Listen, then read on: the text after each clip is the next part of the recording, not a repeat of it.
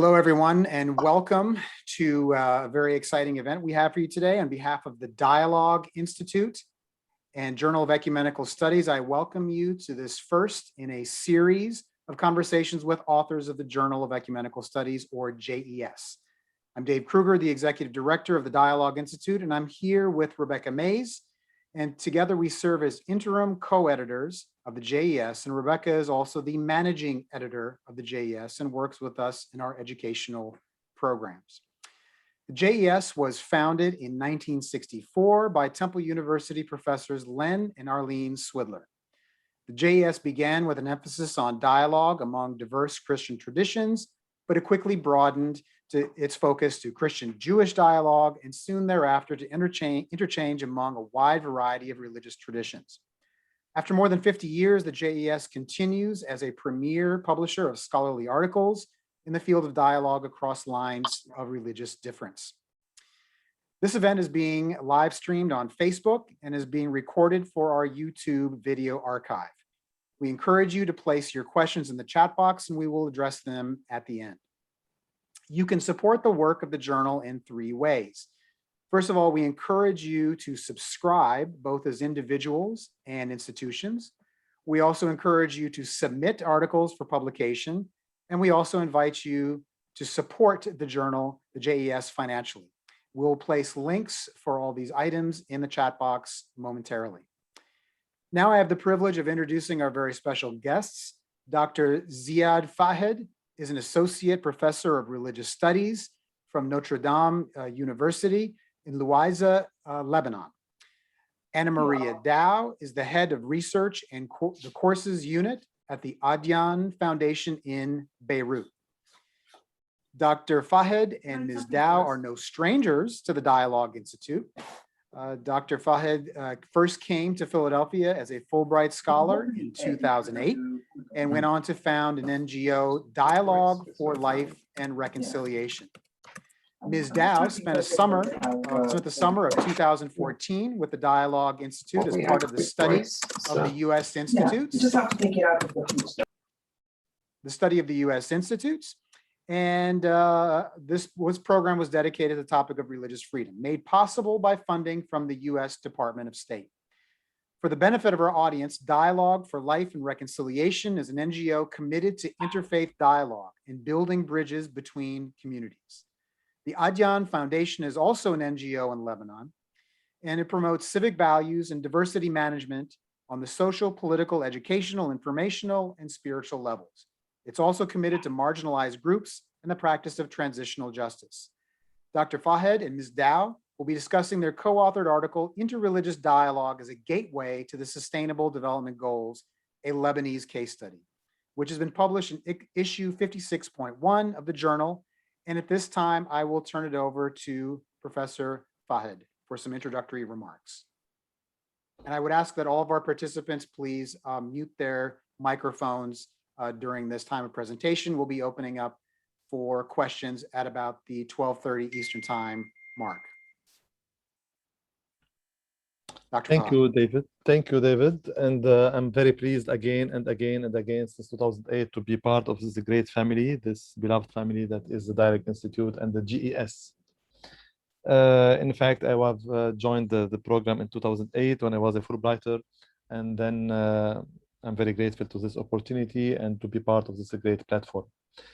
In fact, I would be brief because the paper that we wrote, Anna Maria and me, in fact, we started with the understanding that much has been written on the importance of the United Nations Sustainable Development Goals and in the creation of peace and of just and equitable societies. However, the role of religious leaders and interreligious dialogue, in particular in achieving and in contributing to those goals, has not been extensively researched. For decades, religious actors and institutions' role in conflict transformation, peace building, and reconciliation has been overshadowed. Our paper wanted to contribute in giving a critical analysis of the outcomes of interreligious dialogue and how we can contribute toward progressing in the goals that we are talking about, the SDGs. And this is how in 2016, in fall 2016, which means that now we are celebrating the 5th year anniversary of this sustainable the sustainable network for religious leaders, we were able to launch this initiative that we have called the Religious Leaders Sustainable Network that started. And together with this beautiful platform, with this 30 religious leaders, 15 priests, Catholics and Orthodox, 15 religious sheikhs, Muslim Sunnis and Muslim Shia Alawites, we have connected them together so they can think, they can walk the talk together, and they study together the possibilities of being active or to contribute in being active in building peace and in building this a better tomorrow starting today. So the sustainable development goals that we have focused on are number 5, 11, 16, 17, which is gender equalities, inclusive societies, peace and justice, and creating partnership for the goals. Through our research, we wanted to pinpoint the successes, the weaknesses, because we are aware that there is many weaknesses also, and challenges of this type of work, and highlights the fact that it is only through, and maybe this is one of the major achievements that our finding of our paper, is through comprehensive partnerships that the goals would be achieved. But before starting, I would allow myself, please, to give you a few ideas about what is Dialogue for Life and Reconciliation, and what is a society, and what Tripoli is known to be, or what is Tripoli. So Dialogue for Life and Reconciliation was born in 2010 out of the understanding that we need to create spaces for dialogue. We need to create spaces, oases, to encounter and to allow people to meet together after the 15 years of civil war. The Interreligious Dialogue experience that was launched with Dialogue for Life and Reconciliation since 2010 through a series of projects, conferences, seminars, workshops, and interreligious academies that we have implemented to promote interactive bridge building process based on the two concepts that are very famous for the Dialogue Institute and the GES. One, and you will identify immediately about whom I am talking about. One is the dialogue of life. In fact, this is why we call our organization Dialogue for Life and for Reconciliation. And two, the dialogue of the hands. The dialogue of the hands could be satisfied only by sharing the most elementary things in life, sharing our humanity, sharing our possibilities to be together. I would quote here Peter Camp in 2001 when he wrote, "Without this fundamental dialogue by which we recognize human strangers as true human beings like ourselves, there would be no real dialogue between strangers and surely no dialogue between different civilizations." And so based on my way of understanding, I would like to add to Peter Camp quote, "We start existing to each other when we start dialoguing with each other. Before dialoguing with each other, we don't exist for each other." The four major criteria, or in fact, that the Dialogue for Life and the Reconciliation worked on. One is how we can empower young people and women in highlighting a positive role that they play in interfaith dialogue. Two, how we can use dialogue as a tool to create strong networks, a strong connection among ourselves, and friendship and cooperation. And number three, creating an inclusive peace program with a multi-level approach. And finally, and this is again one more reason to be grateful for Dialogue Institute and GS, by building partnerships with like-minded organizations and platforms to achieve peace and combat all forms of direct and structural violence. So DLR in 2016 launches this initiative in Tripoli. Why Tripoli? Because Tripoli is one of the weakest cities, and Tripoli was surviving one of recent clashes in wars and clashes. The recent wars and clashes happened in 2011, happened in 2012, and happened in 2015. So just a few months after the clashes, after the war that happened, that took place in Tripoli, Dialogue for Life and Reconciliation was our modest. It is a volunteer-based organization. DLR is a volunteer-based organization. We have launched this initiative in Tripoli to try to contribute in healing the wounds of our society. Many of the religious leaders part of the network live 100 meters away from each others, but they have never talked with each others. Many they work with since 17 years near each other, but think they we can have use it. never talked about Yeah. with each other. I don't think it So this is matters. why we want, I guess someone is opening the microphone. It would be better if we can close the microphones, please. So this is why the importance of Tripoli, because for many, Tripoli is similar to Kandahar in Lebanon, a very poor city. It's a forgotten city, one of the second largest city in Lebanon, with 700,000 citizens living there in very poor situation. And this is this is also very important, so we can understand why the sustainable development goals can be important for such type of cities, and why the role of religious leaders could be very important in addressing the role on this, addressing the SDGs precisely in rural areas where religious leaders can have and should have an effective role, a productive role, a positive role in contributing in building peace, gender equality, and addressing the SDGs. While these religious leaders are forgotten, are put aside, or not part of this of such initiative, we doubt that we can move forward in seeing these the SDGs implemented in this part of the world. I would like to finish by one quote of one of the religious leaders that he is part of our network,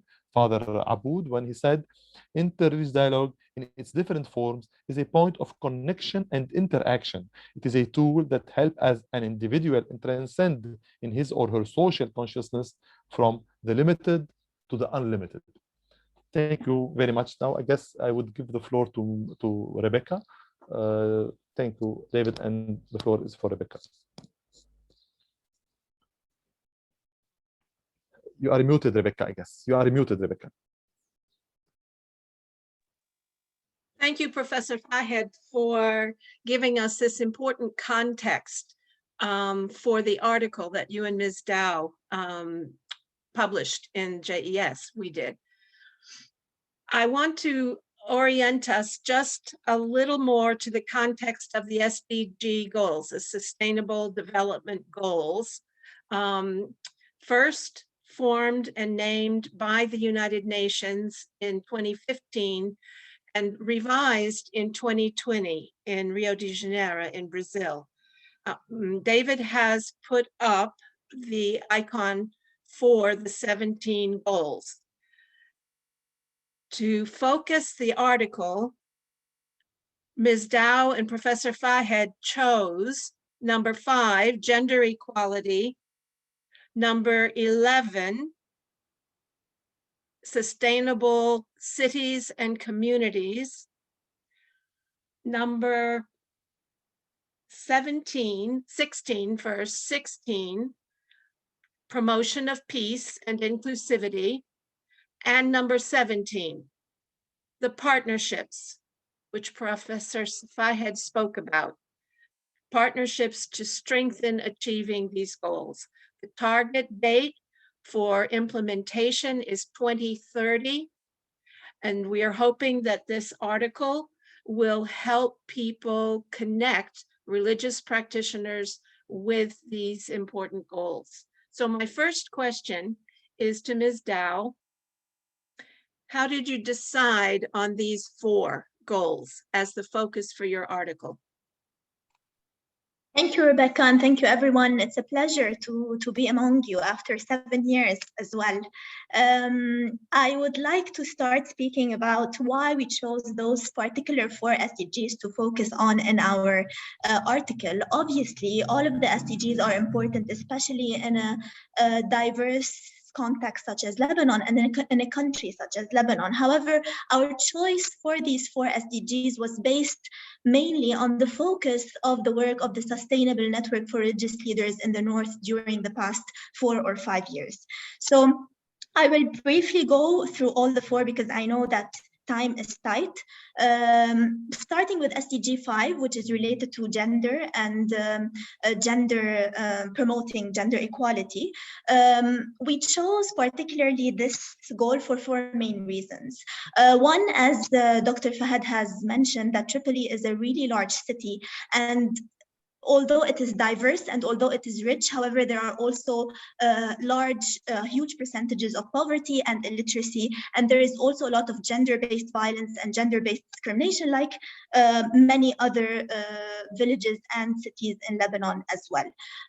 So the Sustainable Network for Religious Leaders in Lebanon basically worked on those two main issues, which is gender-based violence and gender-based discriminations. One, whether through their homilies and sermons and their speeches and the narratives on social media to end these practices. Also to speak about gender-based discrimination in jobs, in education, even in religious representation.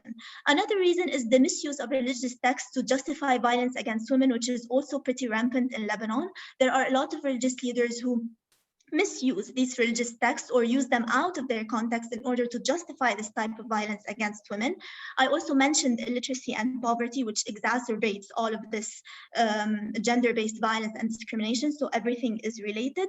And the last fact, which is sometimes not directly related to gender-based discrimination or violence, but it is in one way or another, which is the consociational system in Lebanon and the existence of personal status laws. For people who are not familiar, we have something called personal status laws in Lebanon, and those laws govern basically issues related to marriage, divorce, custody, inheritance. So for instance, if I am a Christian, I get married according to the Christian religious court law. If I am Sunni, Shia, Orthodox, so it also depends on confession, and this is why interreligious marriage in Lebanon is quite hard and people go abroad to have civil marriage. So this type of authority or power given to religious courts increases the responsibility of religious leaders themselves towards maybe governing or towards passing laws that are more fair to women and that aim eventually to have or to remove this gender-based discrimination. So this is one of the reasons that we chose SDG 5 and that the religious network worked on SDG 5. Regarding SDG 11, which is building sustainable cities and communities, as Dr. Fahed said, and as I introduced, Tripoli is a large city. It has a lot of diversity. However, it is poor in resources, and there is almost absence of any governmental support. And as you are aware, when you have absence of governmental support, then you have maybe local religious leaders or local political parties that try to support and sometimes take advantage of these situations. And particularly to note that Tripoli has also religious minorities, whether Christians or Alawites. And usually when you have a context that is diverse and you have religious or ethnic minorities, these minorities need a safer or a more inclusive environment. And this is why the Sustainable Network was working on these issues through trying to create strong connections between the communities themselves. Because if you do not have strong connections between communities themselves, then you can never reach these inclusive cities that we are talking about. And here it's quite interesting to note that the initiatives or the activities that they were taking were quite simple. For instance, we note in our journal article this football game that joined religious leaders from all over Tripoli, the way that the families of religious leaders, their wives, their children, their husbands, how everyone was quite maybe a stranger at first, but then throughout the years, they were able themselves to be examples to other families in the community, and how they used also their social media channels to promote a positive narrative that is more inclusive and that promotes diversity. For SDG 16, which is peace, justice, and strong institutions, of course, part of the work of Dialogue for Life and Reconciliation, whether through the Sustainable Network of Religious Leaders or through other projects, is peace building and conflict resolution or transformation.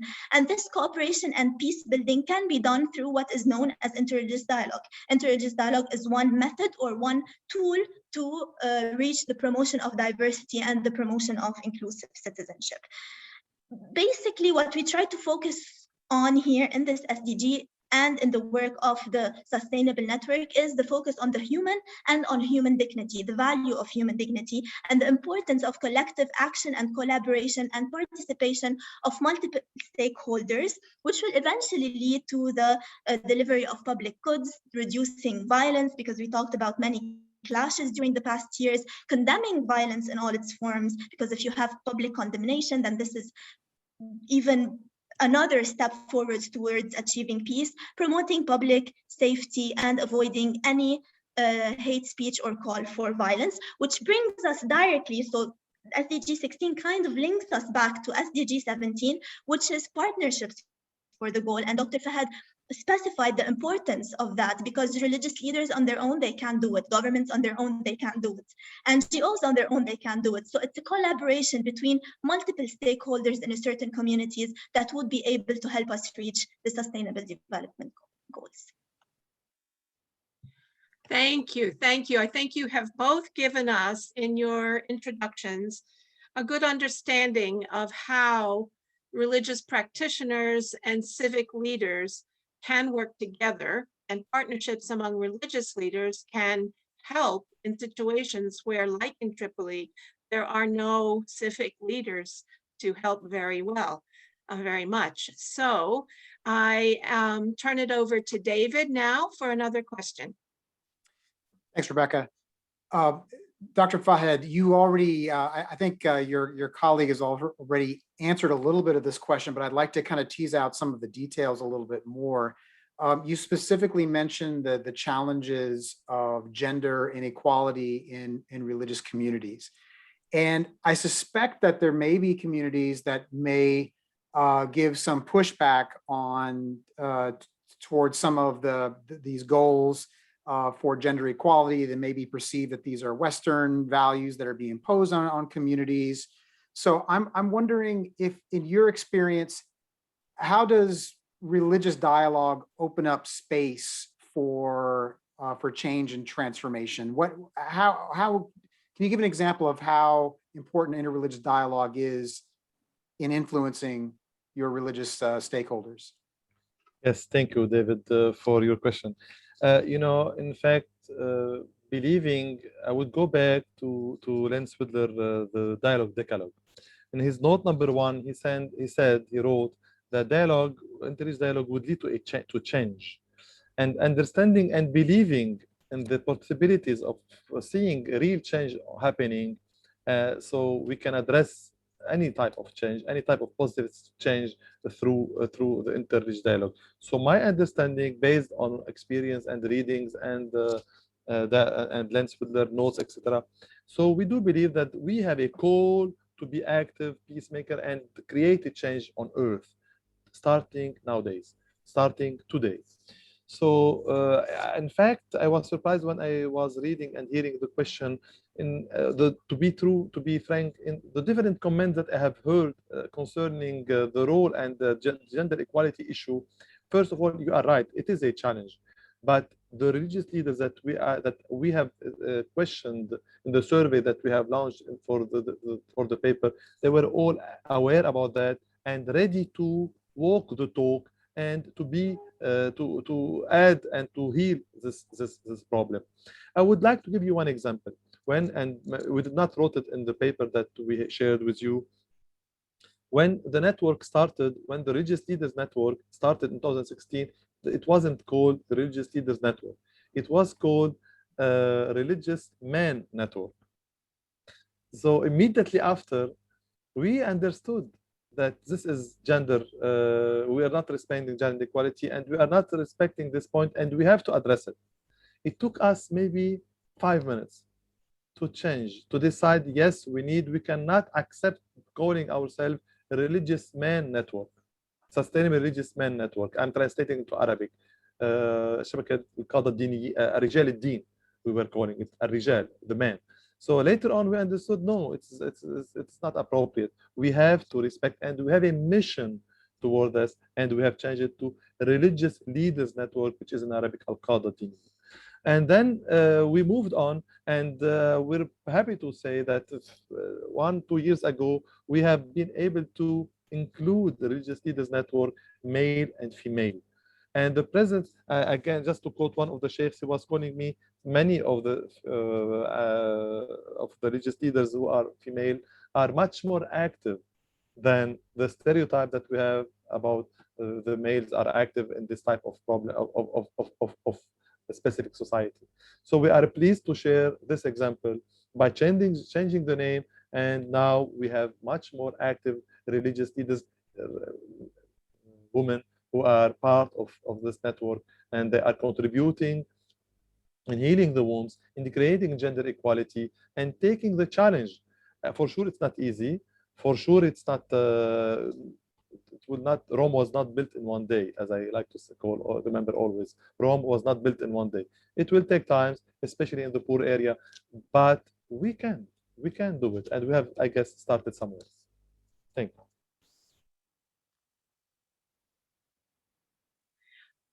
Building on that response, Dr. Fahed and Ms. Daou, you wrote in the essay that one of the main needs for dialogue is the formation of stereotypes. That these are very strong. The stereotypes are very strong when, as you say, Dr. Fahed, they're only 100 yards apart, a house of worship or a home. What has that specific work been like? How do you work with your network to reframe a stereotype? For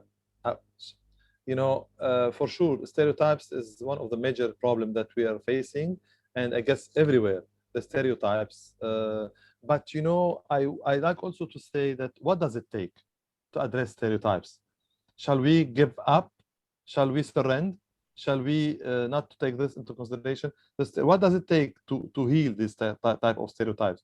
And one of the major way to address the stereotypes is by allowing people to be together. They were never been. And we have never used the word today. It is a pioneering project. The Sustainable Religious Leaders Network in this part of the Middle East, it is a pioneering project that since 5 years, we are connecting, we are meeting, we are talking. Last week we were together.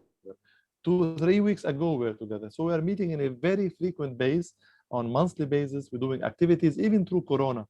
We never stopped meeting. So by itself, surviving 5 years, you can imagine what happened in 5 years.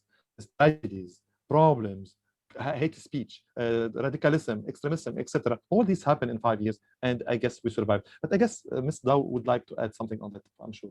Yes, I hope so.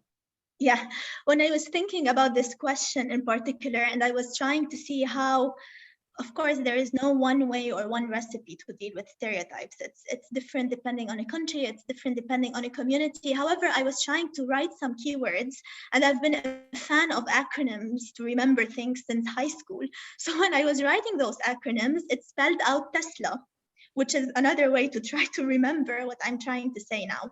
Tesla stands for T, target. So what we try to do is to target communities, to target people, to target individuals. Especially in Lebanon, this is not, we tend to shy away from difficult conversations. We tend to shy away from saying things as they are. So we always try to find, alternative roads, or we try to, ask the question in a way that is not offensive in our minds. So first is to target these communities, to target these people. The E stands for educate.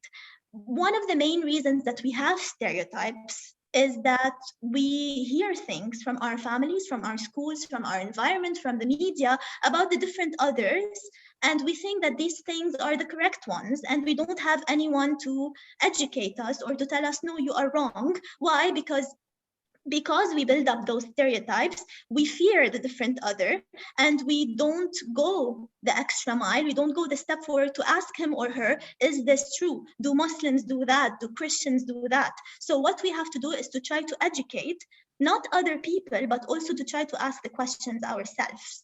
3 is what Dr. Fahed referred to as socialize, encourage people to be together. We do not have much public spaces in Lebanon, and now with the COVID-19 crisis, this is quite hard to do it face-to-face, but we have to find ways to socialize people. Usually, for example, I will give a personal example. I've been raised in a Christian family, in a Christian city, in a Christian school. I go to, so my environment was quite the same. It was not diverse. My first encounter with diversity was in university, and this is when I started to socialize. So socializing is important, bringing people together. The 4th, the L, is lead by example. So if I started to educate, started to ask questions, started to socialize, I should be this example in my local community, especially if my community is not diverse. And 5 is advocate through social media, through if I'm a religious leader or religious activist, through the homilies, sermons, if I'm an educator through schools or universities, if I'm a civil society activist through the different platforms. So this is a teach, educate, socialize, lead, and advocate. This is one of the recipes. I will hold the recipe Tesla in my mind as I go forward. We are at the time where we hoped to invite questions from our 30 registrants. I know Gitti at Ahmad has one. You want me to ask, or you're going to? Okay. Thank you so much for such a wonderful talk. I would like to know how prevalent is the gender inequality. Is there any law that protects the women in the communities that is more prevalent? And is it more prevalent in certain communities? Would you, yes, go ahead, Anna. No, I wanted to see if you wanted to answer, because it's something related to laws, I think to personal status laws. So if there are some laws that protect inequality is more than others. I'm not quite familiar with the legal aspect. Yeah, but you know, Getty, one of the, I'm very happy to see you again. Me Pleased to too. see you again since 2008. Yeah. So in fact, we have a lot of discrimination and a lot of tragedies protected by law. Yes, we have a lot to do. I am ashamed if I share with you a few of the laws that keep existing nowadays in 2021. But we're trying to do something at a little spaces in our own circle. And maybe step by step, we can create a certain wave of change, creating awareness. I would be ashamed. Do you know, let's say, give you one of the existing law till now. If you Google one on YouTube, raise the age. Now, I am ashamed, but it's one of our tragedies. The limit, the minimum age of marriage in Lebanon for a girl is by law 8 years old. 8 years old, 8 years old. There is a campaign launched to protect, to raise the age from 8 to 18 at least, 8 to 18. But as again, we don't have to be a wishful thinking, claiming that all is perfect. No, nothing is perfect. But we are in this part of the world with our tragedies, with our interreligious millennial coexistence. We're trying to do something with the little resources we have, but we don't want to give up. Thank you. Thank you. Thank you. We have a new question, additional question from Professor Funes. Please feel free to unmute yourself. Thank you. Hello. Hello, everyone. It's very nice to see you and to be here. I very much enjoyed your presentation. I am actually doing some research on how businesses in Latin America are addressing SDG 5. And related to this previous question, what we are seeing is that sometimes, for example, companies are ahead than the state when it comes to some ways of addressing gender equality. For example, when it comes to paid leave for women in businesses. Sometimes businesses give more rights to women than the rights we have by the state with law. So maybe I would like to hear more about how you are, or whether you are seeing that civil society organizations are working better or giving or providing women's rights that maybe aren't guaranteed by the state. So do you see if there is in where you're working a difference between the approach of civil society and the approach of the state? I would like just to answer this, and then maybe Thank you. Thank you. Yeah, so I think it's always, I don't want to say easier, but it's always kind of, yeah, it is easier for civil society organizations to work on things. Simply for one major reason is when you have governments working on things, then you have bureaucracy, then you have political agendas, then you have a lot of things which do exist in civil society organizations, but to a lesser extent, especially when you have volunteer-based organizations or when you have individuals advocating. So as Dr. Fahed was saying, for instance, regarding the Raise the Age campaign, regarding the anti-rape laws in Lebanon, all of that, which pretty much target gender-based violence and rape, civil society organizations have done a lot to advocate and to lobby. At the end of the day, it's the government's decision, it's the court's decision, but they do all of the work before that. So I do think that they are trying and they are succeeding in one place or another. And another example that I could give out of DLR and out of Adyan is specifically related to religious leaders, is that if you look back 3 or 4 or 5 years ago, you would see that it would be quite unfamiliar for people to talk about religious women leaders, especially in Lebanon, where you have a majority of Christian Maronites and then Muslims. So it's not quite familiar for people to have women religious leaders except nuns. But now with the newly ordained pastors in the Protestant church, even religious activists, religious educators, we kind of forget that religious educators, so teachers who teach religion in schools, those are influencers as well, just as much as religious leaders. So those people, if they educate well, if they promote diversity the way that we want them to promote, and if they are the examples, why we don't think about women in religions? Because most of our role models are men, and most of the people, most of the religious leaders that are highlighted in media are men. So when we try to change this, when we highlight more the stories of women, when we highlight more the gendered interpretation of religion, and this is how the civil society is trying to do it, then this is how we move forward. I'm not saying that they have the same capacity. Of course, they do not have the resources and capacities to change at the level of governments, but they do have more leeway, more flexibility, and more reason to do it because they do it out of a conviction. They don't do it because they are simply an employee in a governmental position. Good answer. We'll turn to we have a string of 3 questions coming up. We'll turn now to Sergio. Let Habib go first. Habib, please unmute yourself. Hi, everyone. It's nice to see everyone. I'm Habib. I'm from India. And first of all, congratulations on the paper and, of course, the presentation as well.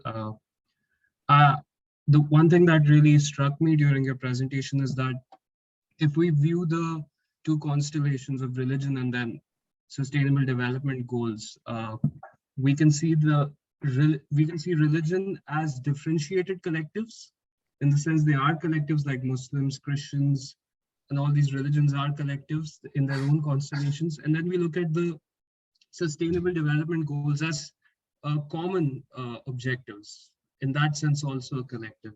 I wanted to ask you then, where do you see the dynamic of climate change and climate action in that? I would like to understand on a more local level, what are the problems that Lebanon faces in terms of climate change? And at first, on a theoretical level, do you think it's possible at all for religious leaders to sort of engage with that climate justice, climate action? And if yes, if it is possible, how do you think that would translate in the Lebanese context? Thank you. Thank you, Habib. Thank you. I would start, and then I will leave the floor to Anna Maria. We are actually in Lebanon, or at least since 2 years, we are not at the point of climate change issue or facing that. We are at the issue of surviving, just maintaining, just getting away with the different tragedies that we have. So maybe it's not the time, maybe it's the time, I don't know. But now we need to know if tomorrow I'm able to bring milk, to find milk in the market for my kids. I am at the point to know if I can find oil for cooking and gas for my car, etc. and etc. etc. So maybe now the question, the challenge, Habib, I guess maybe it could be hard for you to see what I'm talking about, but are we going to be here tomorrow? or after tomorrow or no, just surviving. So we're in a survival mode. So unfortunately, in survival mode, sometimes we're not sure that we can address the important issue that you have raised, etc. So because now there is a series of tragedies. The last one was the August 4 explosion, where half of Beirut was destroyed. And the last one also the devaluation, which broke all the market with 400% devaluation. So anyway, Anna Maria, would you like to add, please? No, I just wanted to say that just to comment on what you said, of course, this is the main reason or the main issue that we are focusing on now. There are, I think, individual initiatives from religious leaders that are on a really small, on a small basis. So recycling in one country that is maybe sponsored by a church or a mosque, cleaning the beach. So I know it's not as huge as all of the efforts that are being done towards climate change in other countries, but I mean, this is not a priority now, unfortunately. There's a question in the chat box before we head to Sergio from Professor Velayeva. She is asking about cooperation with other international organizations in terms of gender issues. Would either of you like to comment on that? Yes, I would start, and then maybe I could give the floor to Anna Maria. Yes, there is a lot of international cooperation. We are building a cooperation with Dialogue Institute. We have a lot to do in this field also. And then we're sure that there is, we are open to cooperation. We are open to space. We know that we need help. We know that we need orientation. The will is here. Our hard disk is open. And we are willing to contribute and to facilitate, and we are to benefit from any initiative. And as I mentioned, one of the 4 targets of objectives of Dialogue for Life, and I'm sure for Adyan too, and for other organizations, is to partner with us, with each other, so we can benefit from each other's experience instead of creating islands and to be isolated from each other's. There is a lot to be learned, a lot to be discovered, but we are here to say that we are open to cooperation and we want to move forward. Anna Maria? No, I think it's fine. I don't have anything to add. Okay, thank you both. At this point, we'll turn to Sergio for one final question, and we'll stop the record button and stop our live stream, and we can spend some time in just some brief informal conversation after that. But Sergio, go ahead and ask your question, please. It relates to really the most recent comments. We talk about sustainability in terms of human development, but there's the sustainability of our effort to do this work. This kind of session is like preaching to the choir, where people that are all interested in the subject and have a career interest to some extent, if not just a personal interest.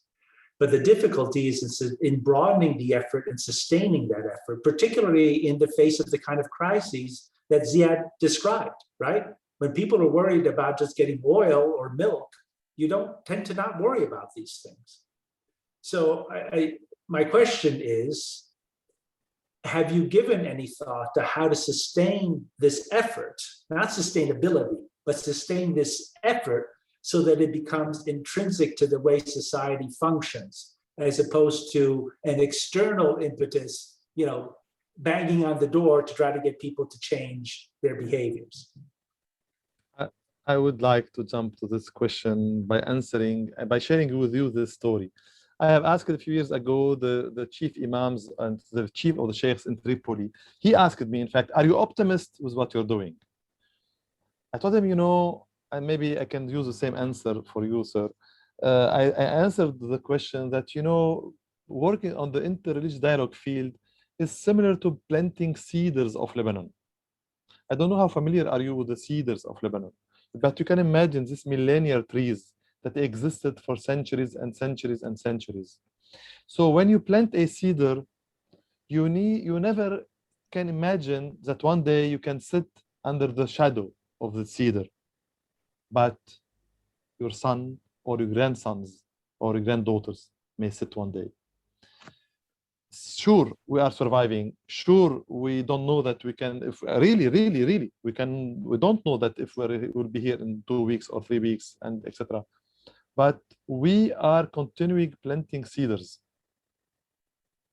believing and knowing that if it's not me, maybe my kids, maybe my grandsons, maybe someone else would sit under the shadow of the cedars. Yes, sir, you are right. We need to sustain and existing and not preaching to the choir. First, I don't think that the choir who are here today will continue being here tomorrow. The religious leaders, the moderates, if you want, maybe those who are around this table, the moderates that you and me are, the critical thinking people who are here today, I'm not sure that they will be here, that we will be here tomorrow if we are bombarded by brainwashed people or by what I call, excuse me the term, I apologize, I'm really sorry for using this, but I have to, the Führers. If we are here today, we need to maintain, yes sir, you are right, to be here tomorrow. And the choir who are here around this table, the only way to make sure that we'll be here tomorrow is by helping each others, because I do believe, maybe with many like you around this table, that the moderates are not minorities. All what we need to do with the Dialogue Institute, with GS, with different people around the table is, Adyan, DLR, is to connect these people together so we can benefit from each other's experience and we can move forward and have a better plan for a better tomorrow. Thank you. And just add one final thing. I know time is over, but I'll just be quick because this question is quite interesting and it is a dilemma that we think about on a daily basis. We work, but where is the result? And are we just working in a closed circle of people within the same choir, as you said? And for us to believe that change will happen, and this is a theory of change that we work on at Adyan, is that us, the choir, which is in circle 1, tries to reach people who are in circle 2 that share our values, but speak the narrative of people in circle 3, which are the more extremists, if I want to call them, or who are more leaning towards hate speech or discriminatory speech. So if we do think about this theory of change, that we are affecting circle 2 and then circle 2 is affecting circle 3 and so on, which is a snowball effect, then this would give us hope. And this is done through something, how can we all of these efforts, how can they become intrinsic, as you said, by labeling them or by trying to come up with a certain term or concept or value, which we did, which is religious social responsibility, which is quite similar to corporate social responsibility, by telling religious leaders and religious activists, you are responsible towards your whole community, your whole society, and not only your own religious group. And this responsibility is not only related to religious teaching, it is related also to community service work, to environmental work, to education work, to social work. So having this as part of life, this is how change will happen. It will not happen overnight, but it will happen with our daughters, granddaughters, and sons and grandsons, as Dr. Fahed said. Thank you both. Yes, thank you both. If I had any skepticism, both of you have helped inspire the ongoing work. Thank you, David. Thank you all. Thank you, Professor Fahed and Ms. Daou, for your generous work, your hard work at putting this article together. We're excited that we're sharing this message and this story with more of the world. And thank you all participants for sharing your questions and your thoughts and your insights. We look forward to a regular series featuring authors from the Journal of Ecumenical Studies. So stay tuned for the next event to be announced. So at this point, I will stop the recording and we can spend some time just in informal conversation. Thank you all. I would